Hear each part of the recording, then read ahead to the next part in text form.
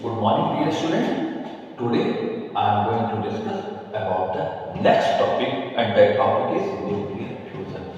Already I have discussed the nuclear fusion in the previous video, and now this one is nuclear fusion. You know, nuclear fusion when two or more very light nuclei moving at very high speeds are fused together to form a single nucleus, then the process is known as nuclear fusion. It means already in nuclear fusion, heavier nuclei break into their comparable masses, but in the nuclear fusion, when two or more very light nuclei moving at very high speeds are fused together, are combined together to form a single nucleus, then the process is known as nuclear fusion. For example, if two neutrons are fused together, then either they form the tritium or an isotope of the helium. And this shows what here? Nuclear fusion process. Here fusion of the two neutrons by forming tritium with release of the energy, either dissipation or you can say when this neutron also fused together, then it form the isotope of helium with the release of the energy here, with the emission of helium proton and displacing proton here. So this is what here nuclear fusion process. And remember this, nuclear fusion process is difficult process. Why?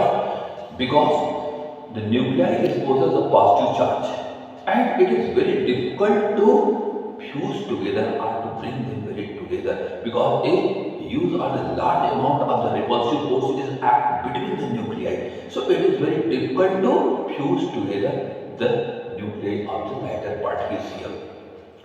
And it requires the high pressure as well as the high temperature.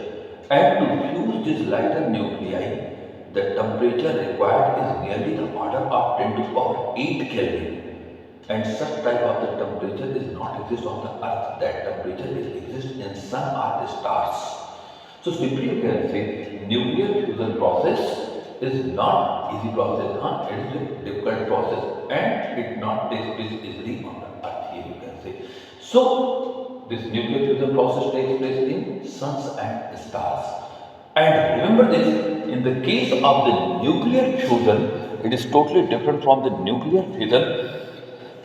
Here, it requires very high temperature for the fusion of nuclei. This process is also called thermonuclear reaction or thermonuclear reaction, and the energy release is called the thermonuclear energy.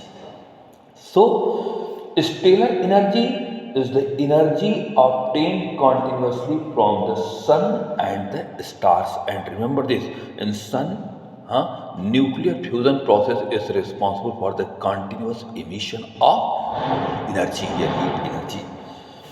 And here also the nuclear holocaust. And in the nuclear holocaust, you can see here the destruction which occurs, or simply you can say, in the nuclear holocaust means large scale destruction that would result by the use of the nuclear weapons. So, in this way, you can define the nuclear fusion, stellar energy, and what is the nuclear holocaust. And in this way, you can see this topic is completed here, what is given in your syllabus. And next time, I will start the next chapter. So, please, all of you, go through all the examples and exercise problems of this chapter. Thank you.